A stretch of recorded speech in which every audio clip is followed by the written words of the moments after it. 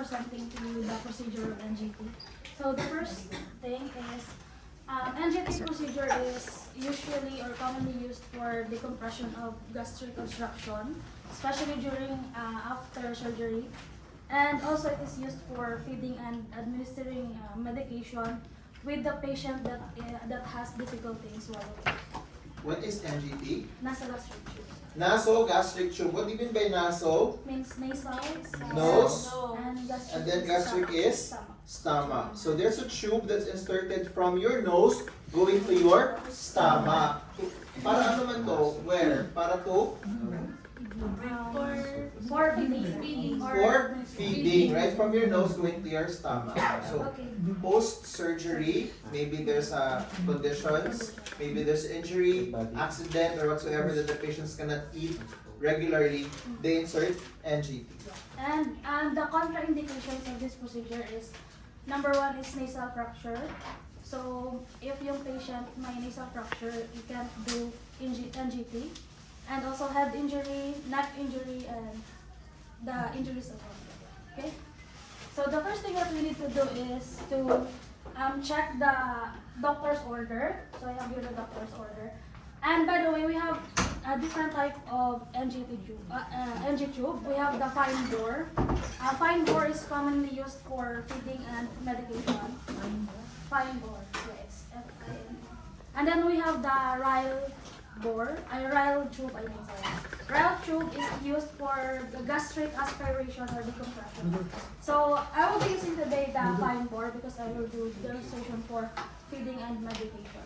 So first thing is to check the doctor's order on what tube we will be using because depende yan sa doctor's order. And sa condition. Are the CNA allowed to insert? No, sir. Technically. So we're not allowed to insert, we're only showing this for your information. The best you can do here is to assist your nurses and your doctors. Yes. Okay, so first procedure, wash your hand for to fight cross-contamination. Then go to your patient, provide privacy. So close the curtain, towel, blanket, dignity blanket. And also introduce yourself. So, hi Mr. Johnson, I'm Marrianne. I will be your CNA today. Can you tell me your name and date of birth? So, identifier using the two identifiers. Three. So, do you have any allergies? So, you have to check allergy because there are patients that are allergic to rubber and the tubings that we're using. And also the heart.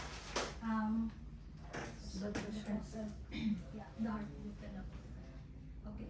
So, next thing is to explain the procedure to the patient. So, Mr. Johnson, I'm here. So, I'll be inserting NG tube according to your doctor's prescription because you have difficulty in swallowing.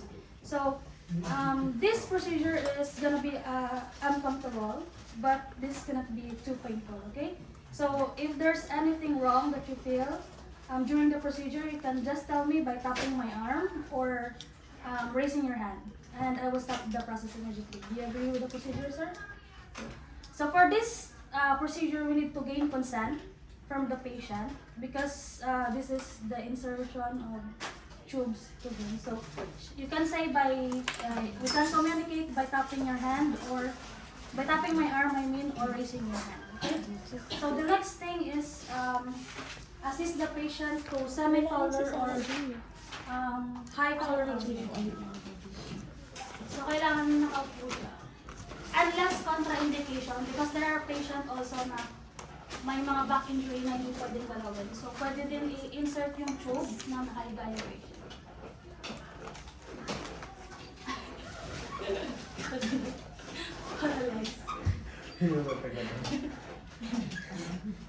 Ang dami naman sakit ni patient. Ang bigat. Para mabalik ko yung ano. Are you okay? Okay. So, then we have to check the nostrils of the patient.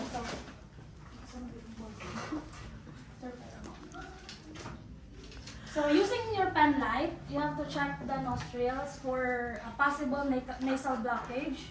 And you ask the patient if he has recent surgery or nasal fracture. Okay, Mr. Johnson, I will examine the nose. May kulangot So, did malaki. you have any nasal injury or fracture or surgery before? So, if walang injury or history ng fracture yung patient, you can just ask him which nostrils yung prefer niya masukan ng tube. So, I will be using your left nostril. Is it okay with you? Okay. So then perform hand hygiene or put on the gloves. I will not put this. So we have the gloves. Then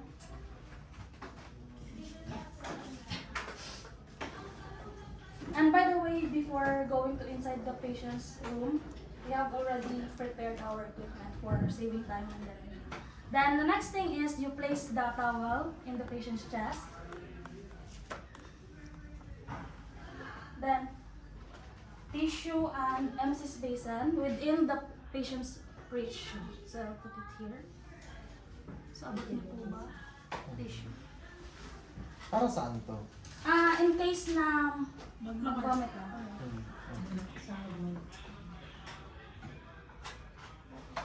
Okay. So let's pretend that I already did the hand washing and to prevent cross-contamination. So I will be unpacking the tube. So this is the nasogastric tube, fine bore nasogastric tube that I'll be using for feeding. So the first thing that we need to do, once we already unpack the tube, we will measure the tube that we need. The measurement is like this.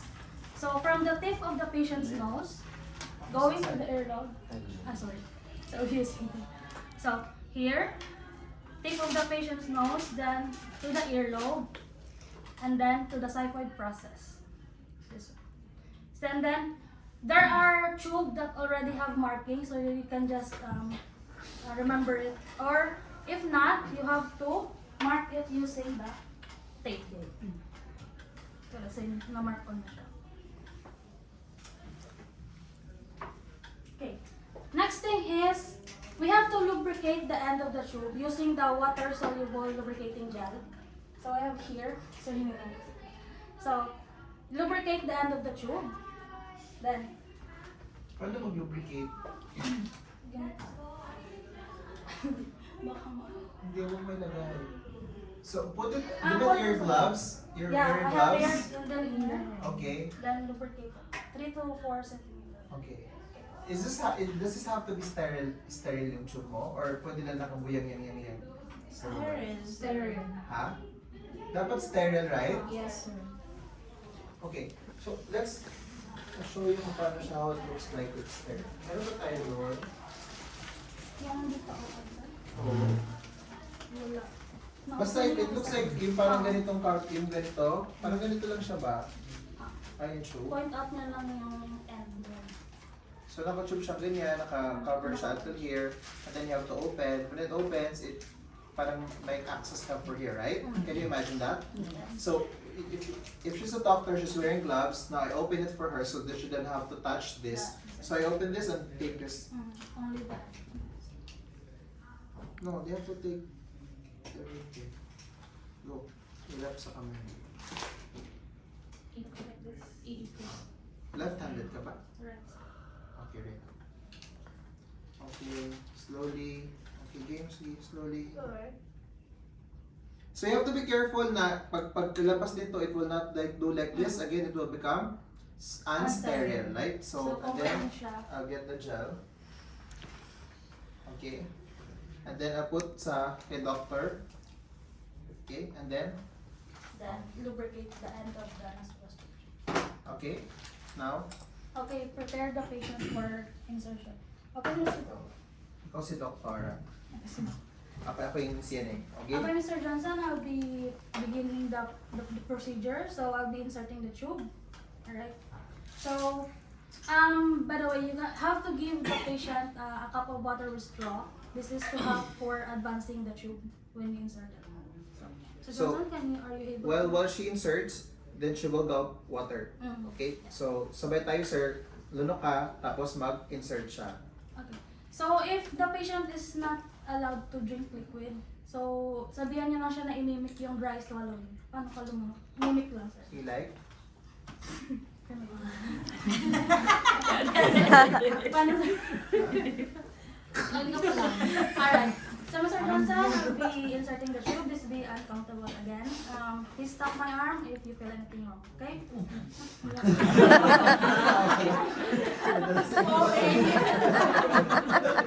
But when do you really stop?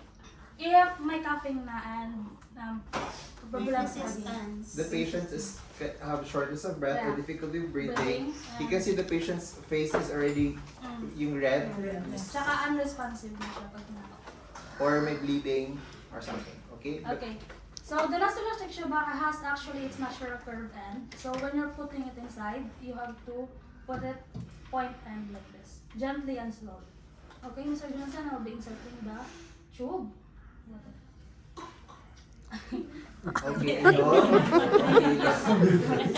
And continue to insert the tube until the mark here. Remember mo nag-mark kayo kanina? Yeah. Then, Mr. Johnson, can you open your mouth? So, tingnan mo, i-open yung mouth. Open wide. Ay, may Open wide. And then, Monggong check, kaya mukha check the back of the throat to ensure that the tube is not coiled inside. Okay, it has to be straight. It has to be straight down to the. So you will see the cord there. Yeah. Okay.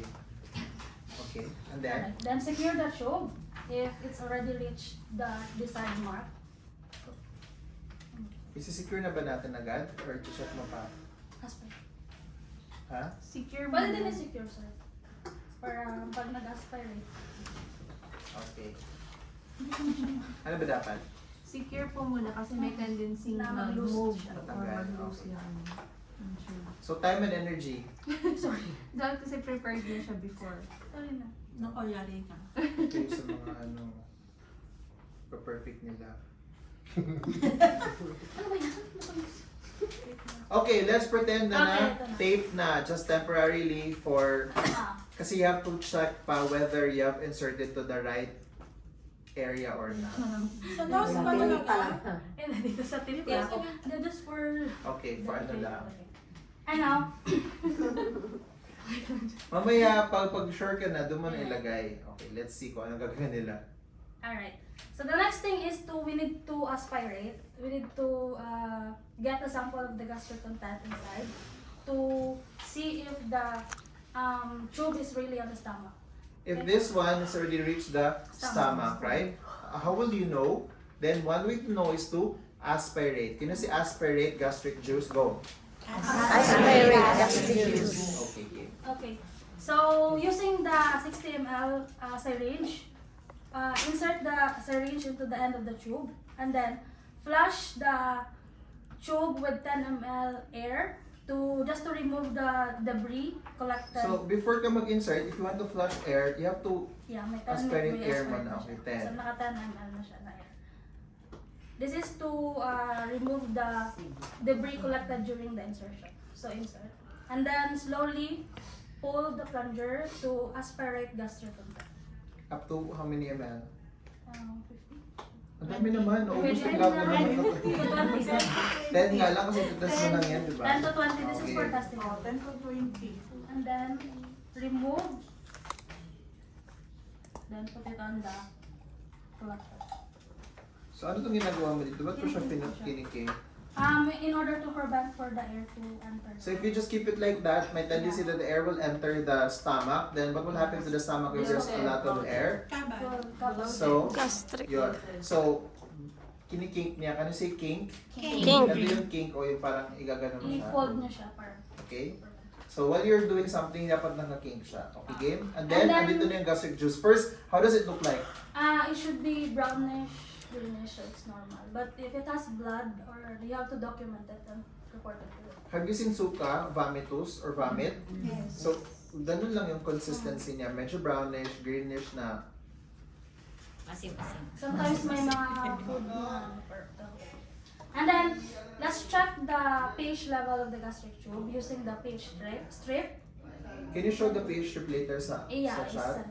Okay. And then, test mo siya. And then, the result should be 5 or below. 5.5 or below pH. Okay. so meaning if the result is 5.5 or below, the gastric tube is in the stomach. So, di ba you have acid? What is the opposite of acid? This. Alkaline. Alkaline or basic, right? Can you give me an acidic solution? Acid. Ano ba mga acid? Dali. Vinegar. Vinegar. That's acetic.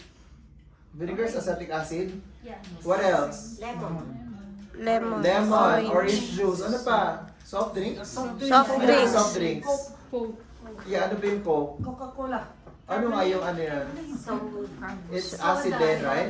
So, Magbigay Soda ka naman ng opposite. bicarbonate. What is the opposite of acid? Alkaline or basic, Water. right? Or base? Water. Water. Actually, water is not opposite. If you have this entire spectrum, water is in the middle. That's why we take in water because it's not acidic. It's also not alkaline. So, basic ang 7. 7 is neutral pala. It's number 7. Or water is neutral, number 7 siya. Anything below 7, acidic siya. Anything more than 7, basic siya or alkaline siya. Okay? Yes, sir? Okay. No, guys. So, okay tayo doon. That should be less than 5, right? Or acid or orange siya. So that is just one way to check whether you're in the right position. What is the best way to check whether you hit the right organ? Chest X-ray for Chest X-ray. That's number 1. Number 2 is using the pH strip to check for the acidity level. Number 3, ano ba? Stethoscope. Di ba kumuha ang stethoscope niya?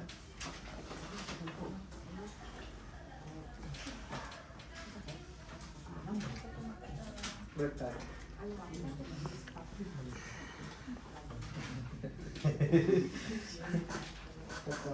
So, dapat maglagay ka ng, let's say, 10 ml ng 10 cc ng air, and then you have to hear a Burberry mix sound. Yung Burberry mix sound parang yung parang paglagay, ano mo yun? Naglalagay ka ng hangin tapos may bubbles. Okay? So maglalagay ako dito and then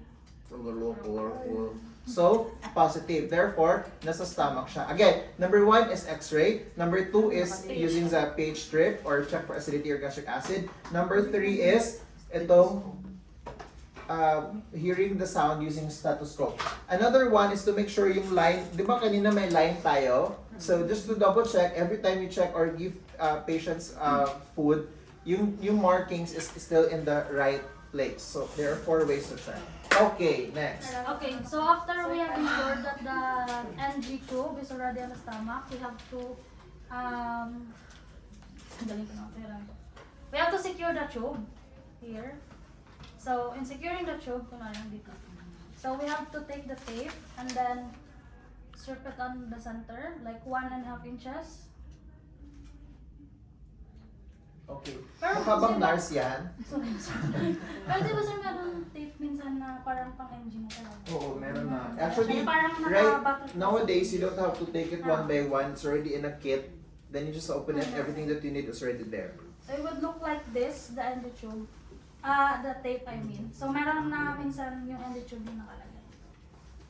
Then, secure it like this. So I put it on the patient's nose and then, di ba na-split na siya? Then we have to do the crisscross thing to secure the tube. And then we have to put another tube, another tape for security. So delay. And then, and then also, yeah, just like that. And then we have also to secure the tube here on the cheek of the patient. So we put the tape.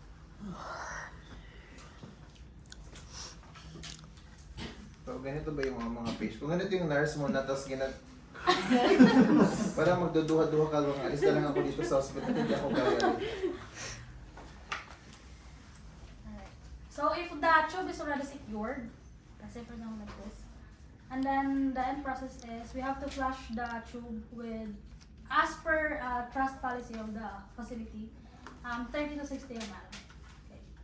Flush with water? Yeah, tap water, lower loop water. Not too cold water because it will create discomfort. Masyadong marami pang 16. 20 to 30. Yeah. So let's say I'll use 20 ml. Then I will flush it. So there shouldn't be any resistance for this one. So it should come slowly. Kink? Nakatulog na. Always kink before mo Yeah. tanggalin yung syringe. And then put the stopper. Because NG tube has stopper in it too. Okay. So we'll end there. Tapos kasi mag-check pa kami na papers nila. So next week, continue mo with the feeding and care. Okay? And then who else will demonstrate next week? Sino? Mag-shot na lang tayo kung sino mag-demonstrate next week. Wala pa 10-item exam or short quiz again next week. Just to refresh your memory.